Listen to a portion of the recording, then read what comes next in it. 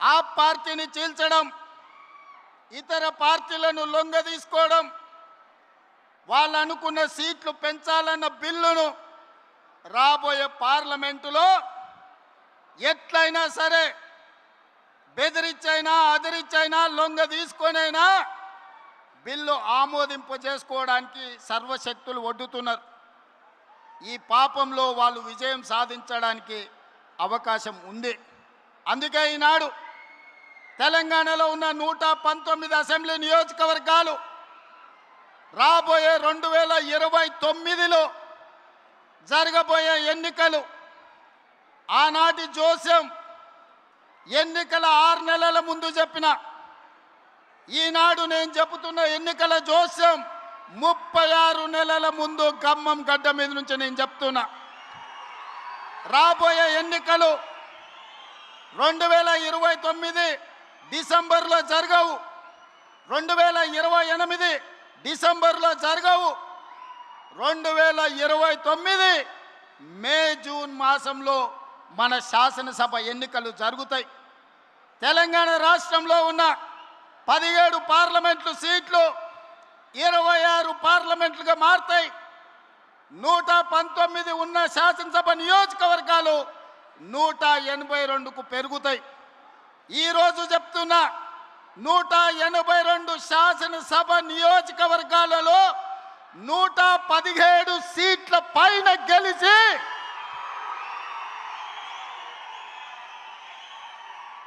117 media మిత్రులారా రాసుకోండి. 117 అంటే 117 శాసన సభ్యులను గెలిపించుకొని రెండవసారి తెలంగాణ రాష్ట్రంలో ప్రజాపాలనను కాంగ్రెస్ ప్రభుత్వాన్ని గెలిపిస్తాం. రాముడు మీద, భద్రాచలం రాముడు మీద ఆనా. ఇది ఖమ్మం కాంగ్రెస్ కార్యకర్తల మాట. కాసుకో చంద్రశేఖర్ రావు, నువ్వు, నీ కొడుకు, నీ అల్లుడు, నీ బిడ్డ, నీ చుట్టాలు, నీ భజన పరులు, నీ ఒప్పందాలు, నీ దొంగ సర్వేలు చేసే దొంగ ఏజెన్సీలతో సహా గుర్తుపెట్టుకోండి. ఈ తారీఖు జూలై 10, 2026 నాడు మాట చెప్తున్నా. ఈ మాట కోసం రోజుకు 18 గంటలు పనిచేస్తాం మేమందరం, మా మిత్రులందరూ. ఒక్క క్షణం కూడా అలుపెరగము, ఆలస్యం చేయము.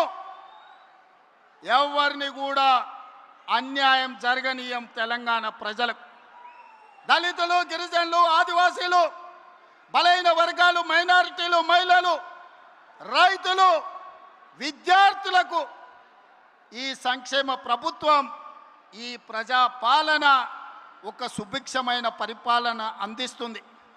రామరాజ్యాన్ని తీసుకొస్తుంది. ఆనాడు మీ అందరికీ తెలుసు,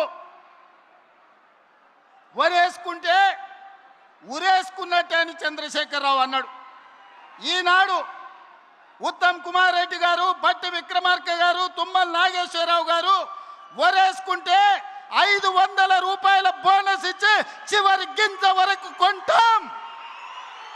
దేశంలోనే తెలంగాణ రాష్ట్రాన్ని ఆదర్శంగా నిలబెడతామని చెప్పిండ్రు. ఇవాళ సన్న బియ్యమే కోట్లాది మంది ప్రజలకు బుక్కెడు బువ్వ పెట్టే కార్యక్రమం జరుగుతుంది. అందుకే మిత్రులారా, ఈనాడు రైతుల కోసం వ్యవసాయం దండుగ కాదు, వ్యవసాయం పండుగ చేయాలి, రైతును రాజును చెయ్యాలన్న ఆలోచనతోని మీ నాయకుడు తుమ్మల నాగేశ్వరరావు గారు ఏది ఏమైనా 600 అక్కడి సూర్యుడు ఇక్కడ మలిసినా రైతు భరోసా నిధులు ఇవ్వాలి, మీరు సహకరించాలని నన్ను బట్టి గారిని అడగడం జరిగింది. అందుకే పోయిన సంవత్సరం జూన్లో 9 రోజుల్లో 9,000 కోట్లు రైతు భరోసా మీ ఖాతాలో వేయడం జరిగింది. ఈ సంవత్సరం కూడా ఇదే ఖమ్మం మధుర నుంచి 30 తారీఖు నాడు జూను రైతు భరోసా ఖాతాలో నిధులు వెయ్యాలి అంటే ఆనాడు మీ అభిమానానికి వరుణ దేవుడు కూడా ప్రసన్నమై మనకు వర్షం కురిపించడంతో ఇక్కడ ఈ ప్రాంగణంలో సభ పెట్టుకోలే. కానీ నిధుల బదిలీ వాయిదా వేయలే.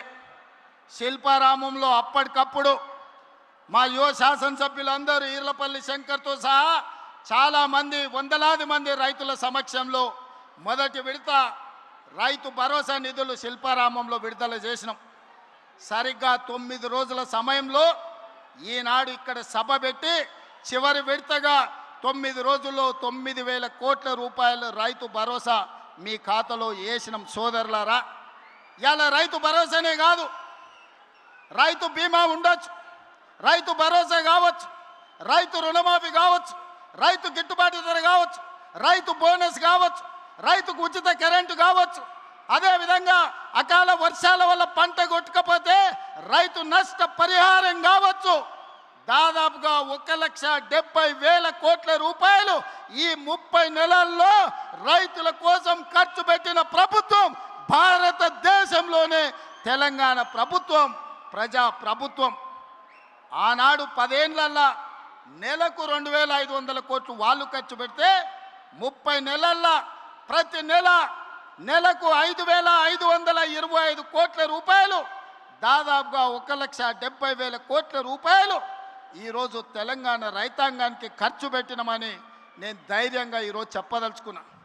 మిత్రులారా, 25,35,000 మంది రైతులకు 20,617 కోట్ల రూపాయలు, 2 లక్షల వరకు రైతు రుణమాఫీ చేసిన ప్రభుత్వం మన ప్రభుత్వం. 30 నెలల్లో రైతులకు ఉచిత కరెంటు కోసం ప్రతి నెల 1,000 కోట్లు, 30,000 కోట్ల రూపాయలు రైతుల కోసం ఉచిత కరెంటు చెల్లించిన ప్రభుత్వం కాంగ్రెస్ ప్రభుత్వం. ఇంతకుముందే మిత్రుడు బట్టి విక్రమార్క గారు ఒక మాట చెప్పారు. ఆనాడు ఎన్నికల్లో దుర్మార్గులు విష ప్రచారం, తప్పుడు ప్రచారం, కాంగ్రెస్ వస్తే కరెంటు ఉండదన్నారు. ఇవాళ కల్వకుంట్లలో నేను అడుగుతున్నా, కరెంటు వైరు పట్టుకో కాకిలాక మాడి మసైపోతావా లేదా నేను చూస్తా. అది రాత్రైనా పొద్దునైనా ఎప్పుడైనా ఉచిత కరెంటు మా పేటెంట్. ఆనాడు 2004 ఎల్బీ స్టేడియంలో డాక్టర్ వైఎస్ రాజశేఖర రెడ్డి గారు మొట్టమొదటి సంతకం పెట్టి రైతాంగానికి ఉచిత కరెంటు అందించి రైతుల మీద ఉన్న 1000 కేసులను తొలగించి 1,400 కోట్ల రూపాయల రైతుల బిల్లులను మాఫీ చేసి మొట్టమొదటి సంతకం సువర్ణ అక్షరాలతో పెట్టింది వైఎస్ఆర్ కాదా, కాంగ్రెస్ ప్రభుత్వం కాదా అని నేను అడుగుతున్నా. వెనుకటికెవడో తలాతోక లేనోడు తాత దగ్గరకు వచ్చి నీకు దగ్గు నేర్పుతా అని చెప్పిండంట. తాత వాడిని చూసి సుట్ట చేతికిచ్చినాడు. ఈ సుట్ట పిలిచిరా ఒకసారి పిల్లగాని. సుట్ట పిలిచి కళ్ళు తిరిగి బోర్ల బొక్కలు పడ్డాడంట. అట్లనే ఉచిత కరెంటు గురించి ఈరోజు కేసీఆర్ వాళ్ళ బంట్రోతులు వచ్చి మనకానే చెప్పేది. 10 ఏళ్ళు ఉచిత కరెంట్ ఇచ్చి రైతులను ఆదుకున్న కాంగ్రెస్కు ఉచిత కరెంటు పేటెంట్ రైట్ అయితే మనల్ని కాదని దాన్ని కొట్టేద్దామని చూసారు. ఇవాళ అందుకే ఉచిత కరెంటుతో పాటు రైతులు పండించిన పంట 500 బోనస్ కింద 3,500 కోట్లు, రైతు బీమా కింద 1,000 కోట్ల రూపాయలు, ఇలా చెప్పుకుంటూ వెళ్తే రైతులను ప్రతి సందర్భంలో కష్టం వచ్చినా నష్టం వచ్చినా రైతు బాగుంటేనే ఎత్తేడ్చిన వ్యవసాయం, రాయితేడ్చిన రాజ్యము బాగుండదని పెద్దలు ఎట్లయితే చెప్పినరో రైతు కళ్ళల్లో ఆనందం చూడాలి. ఆ రైతుల ఆనందమే మా ఆశీర్వాదము. ఈ రైతు ఆశీర్వాద సభ అని ఈనాడు సభను ఏర్పాటు చేసుకున్నాం. కుళ్ళు కుతంత్రాలు, కుట్రలు, తప్పుడు ప్రచారాలు, ఇంట్లోనే పోటాపోటీ, ఒకని మీద ఒకనికి నమ్మకం లేదు. వాడిని చూస్తే వీడు, వీడిని చూస్తే వాడిని నమ్మడు. వాడో గుంపు వీడో గుంపు, ఈ గుంపులలో గిల్లి కజ్జాలు. మన కన్నెపల్లి కోయిండు, మేడిగడ్డల నీళ్లు నింపండి కన్నెపల్లి ఎత్తండి. అరే బుర్రత కూడా, ఒకవేళ మేడిగడ్డల గేట్లు దించి నీళ్లు నిలబెడితే మేడిగడ్డ ఇప్పటికే కుంగిపోయింది. రేపు తెగిపోతే భద్రాచలం రాముడే ఉండర్రా, 44 ఊర్లు ఖమ్మం జిల్లాలో కొట్టుకోపోతే దుర్మార్గుడా. నీ లుచ్చ రాజకీయాల కోసం మేడిగడ్డ నింపాలి, భద్రాచలం కొట్టుకుపోయేటట్టు చెయ్యాలా అని అడిగితే నోట్లో మాట లేదు. తెల్లారే వాళ్ళ బావ వచ్చిండు. ఇక ఈ బామ్మార్దులు వెనకడికి ఎవడో ఉన్నాడంట. బామ్మార్ది తపస్సు చేసిండు. రాజ్యంలో రాజును ఎట్లయినా తండ్రి రాజ్యం ఇస్తలేడు, తండ్రిని కానేసి రాజ్యంను ఏలుకోవాలని పెద్ద మర్రి చెట్టు ఎక్కి తపస్సు కూర్చున్నాడు. బామర్ది మా అయ్య పోవాలి, నాకు అధికారం రావాలని కఠోరమైన తపస్సు చేసిండు. ఆ తపస్సుకు దేవుడు ప్రత్యక్షమయ్యే పరిస్థితి వచ్చింది. బావకు తెలిసింది బ్రహ్మదేవుడు వచ్చేటట్టే ఉండు, బామ్మార్దికి వరం ఇచ్చేటట్టే ఉండని. మళ్ళీ నేను బయట ఉంటే ఆగమైతాని వాడు వచ్చి చెట్టు కింద కూర్చున్నాడు, ఏర్ల కాడ ఊడల కాడ. దేవుడిగా బయలుదేరిండు. మొదట బామ్మార్ది దగ్గరకు వచ్చిండు. ఈ లోపల బామ్మార్దికి తెలిసింది కింద బావ కూడా కూర్చున్నాడు, తపస్సు చేస్తుంటే దేవుడు ఆడిపోతాడని. వీడికి అసలే మిడిమిడి జ్ఞానం, తెలివి తక్కువడు. కిందల పడేది తెలియదు, కీసల పడేది తెలియదు. అందుకే దేవుడు రాగానే ఆలోచన చేసిండు, ఏమడిగినా మా బావగాడు తెలివి కల్లోడు ఎక్కువ అడుగుతాడేమని.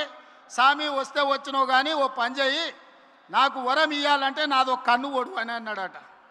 అదేంటంటే నేను మళ్ళీ చెప్తా కానీ స్వామి నువ్వు అయితే మొదలు కన్ను ఓడు అని.